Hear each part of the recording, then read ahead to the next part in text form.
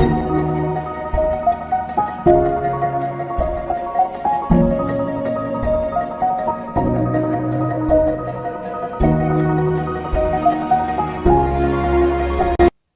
आप 15 अगस्त सुनते हैं, क्या आपको सिर्फ भारत की आज़ादी याद आती है? अगर हाँ, तो आप शायद यह नहीं जानते कि साउथ कोरिया ने भी इसी तारीख को आज़ादी पाई थी। एक समय जापानी कब्जे में रहा देश आज बना है के पॉप, के drama, BTS, black pink, Gangnam style और ग्लास स्किन के नाम से मशहूर। चलिए आज जानते हैं साउथ कोरिया की असली कहानी, एक ऐसा देश जो खाक से उठकर ब्रांड बना।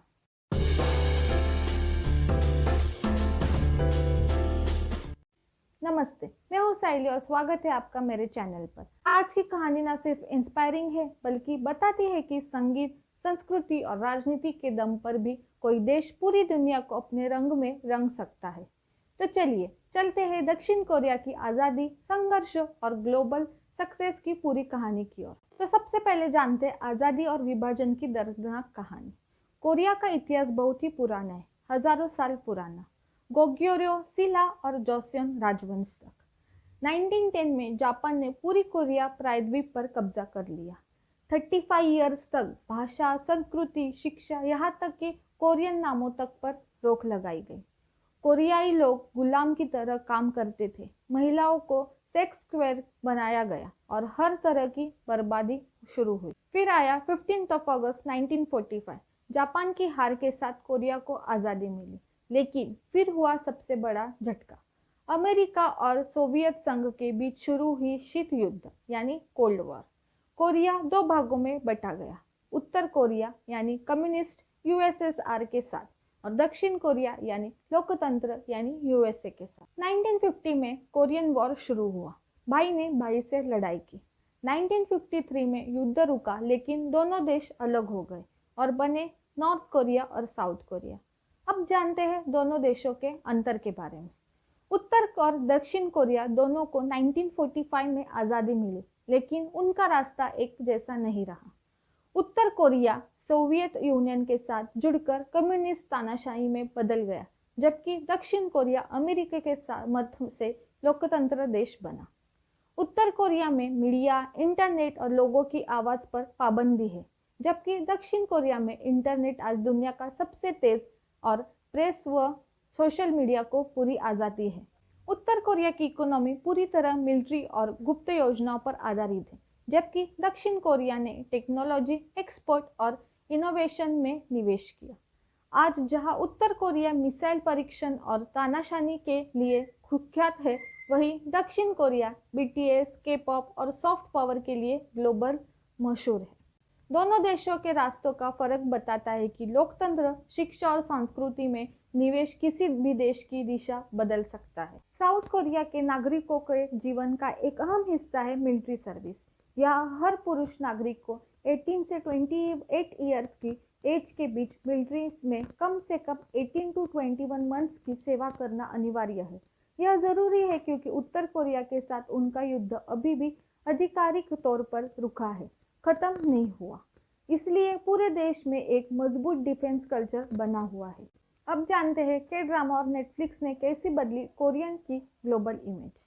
के पॉप के साथ साथ कोरियन एंटरटेनमेंट इंडस्ट्री का एक और बड़ा पिलर है के ड्रामा यानी कोरियन टीवी सीरीज। शुरुआत में ये सिर्फ कोरिया और आसपास के देशों में देखे जाते थे, लेकिन फिर 2000 के दशक में इसकी इमोशनल स्टोरी लाइन, खूबसूरत लोकेशन और सिंपल कल्चर की वजह से पूरी दुनिया में पॉपुलर हो गए। के ड्रामास की खास बात होती है रिश्तों की गहराई, साफ सुथरी कहानी, फैशन और हाई क्वालिटी प्रोडक्शन। 2020 में नेटफ्लिक्स ने कोरियन कंटेंट में बड़ा निवेश किया और फिर आया एक ऐसा शो जिसने सबको हिला दिया, स्क्विड गेम्स। स्क्विड गेम्स बना नेटफ्लिक्स का सबसे ज़्यादा देखा गया शो। 100 से भी ज़्यादा देशों में टॉप ट्रेंडिंग रहा। इसने दिखाया कि कोरियन स्टोरी लाइन अब सिर्फ एशिया तक सीमित नहीं है, ये अब ग्लोबल मास ऑडियंस के लिए है। अन्य पॉपुलर के ड्रामास जैसे crash landing on you, Itaewon class, Vincenzo, goblin, business proposal, extraordinary attorney Woo, इन सब ने दुनिया में कोरियन कल्चर को अपनाने की लहर बढ़ा दी। लोग अब कोरियन खाना, कपड़े, नाम, लोकेशन और यहाँ तक कि कोरियन भाषा सीखने लगे हैं सिर्फ एक शो देखने के बाद। अब जानते हैं कोरियन वेव यानी हallyu की शुरुआत कैसे हुई। हallyu शब्द का अर्थ है कोरियन वेव यानी कोरिया की संस्कृति और मनोरंजन का पूरी दुनिया में फैलाना। इसकी शुरुआत हुई 1990 के दशक में जब कोरियन टीवी शोज और ड्रामास को चीन और साउथ ईस्ट एशिया में जबरदस्त लोकप्रियता मिली। के ड्रामास जैसे winter Sonata, jewel in the palace ने पहली बार कोरियन संस्कृति को इंटरनेशनल पहचान दिलाई।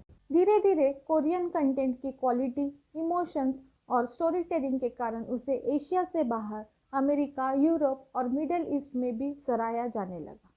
फिर आया 2022 में साई का धमाका गंगम स्टाइल ने यूट्यूब पर तबाही मचा दी। यह पहला कोरियन गाना बना जिसने बिलियन व्यूज पार कर लिए। दुनिया भर के लोग डांस मूव्स कॉपी करने लगे।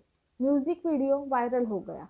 साई के इस गाने ने एक दरवाजा खोला कि कोरियन म्यूजिक सिर्फ लोकल नहीं ग्लोबली रिलेवेंट हो सकता है। इसके बाद कोरियन गवर्नमेंट ने हallyu को राष्ट्रीय रणनीति बना दिया। उन्हें एहसास हुआ कि कल्चरल भी इकोनॉमिक प्रोडक्ट बन सकता है। अब हम जानेंगे के पॉप, बीटीएस और ब्लैकपिंक के बारे में। के पॉप यानी कोरियन पॉप म्यूजिक, यह सिर्फ गाना नहीं बल्कि एक परफेक्ट पैकेज होता है। जबरदस्त music, high energy dance, glamorous visuals, social media पर एक्टिव प्रेजेंस। कोरिया की बड़ी एंटरटेनमेंट कंपनियां जैसे SM एंटरटेनमेंट, YG एंटरटेनमेंट और हाइप, जो कि पहले बिगिट कहलाती थी, ने नई टैलेंट को चुनना शुरू किया। बच्चों को 5 से 7 साल की सख्त ट्रेनिंग दी जाती थी। Vocal, dance, fitness, public visuals और फैंस को कैसे हैंडल करना है, ये सब सिखाया जाता है। फिर 2013 में आया BTS, बांगटान सोनियोंदा, 7 लड़कों का बैंड जिसमें शामिल है किम नामजून, किम सोकजिन, मिन योंगी, जॉन होसक, पाक जिमिन, किम तेयोंग और जॉन जोंगकुक, जो गाने खुद लिखते हैं, सोशल इश्यूज पर बोलते हैं और हार्डवर्क की मिसाल बन गए। उन्होंने लव योरसेल्फ, स्पीक योरसेल्फ जैसे मैसेज दिए और दुनिया भर में युवा दिलों को छू लिया।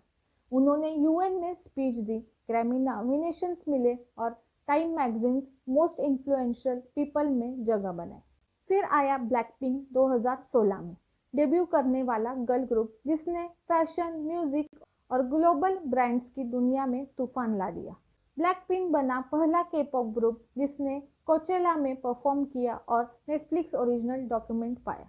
BTS और ब्लैकपिंक ने साबित किया कि कोरियन म्यूजिक सिर्फ कोरिया का नहीं रहा, यह ग्लोबल यूथ की आवाज बन चुका है। 2020 के बाद BTS अकेले कोरियन इकोनॉमी में $5 अरब से ज्यादा का योगदान दे चुके हैं। के-पॉप आज सिर्फ म्यूजिक नहीं, एक एक्सपोर्ट आइटम, सांस्कृतिक ब्रांड और इकोनॉमिक इंजन बन चुका है।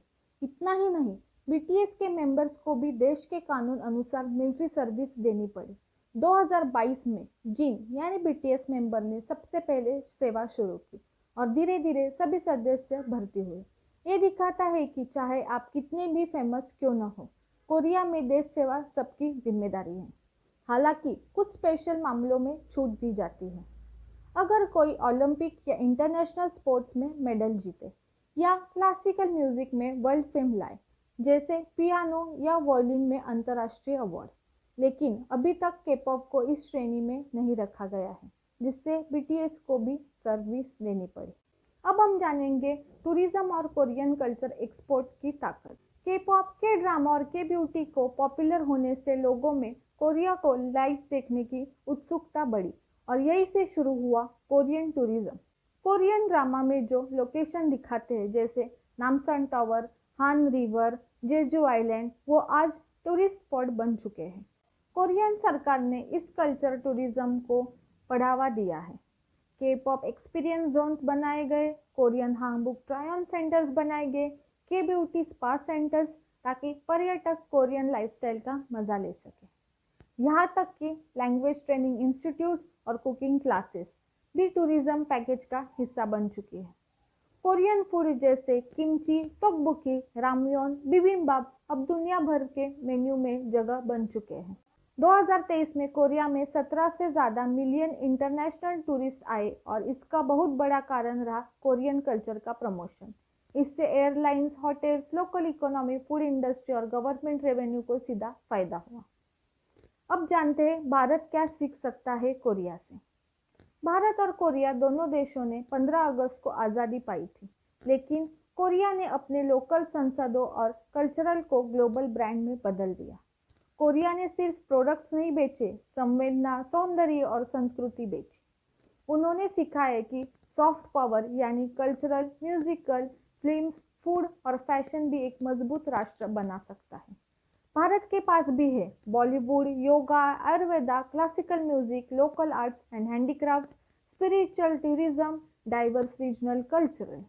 जरूरत है एक सुनियोजित राजनीति की, जिससे हम भी अपनी इंडियन वेव शुरू कर सकते हैं, ठीक वैसे ही जैसे कोरिया ने हालियू वेव चलाया। अगर कोरिया एक छोटा देश होकर दुनिया को मोहित कर सकता है, तो भारत क्यों नहीं, जहां दुनिया की सबसे बड़ी कहानियां और परंपराएं जन्मी हैं।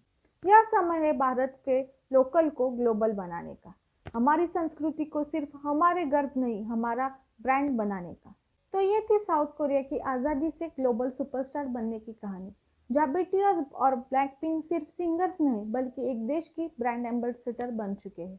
अगर आपको ये वीडियो पसंद आया हो तो लाइक करें, शेयर करें और चैनल को सब्सक्राइब करना न भूलें। और हाँ, कोरिया की तरह हमें भी अपनी ताकत पहचाननी है, लोकल से ग्लोबल बनना है। मिलते हैं अगले वीडियो में। धन्यवाद।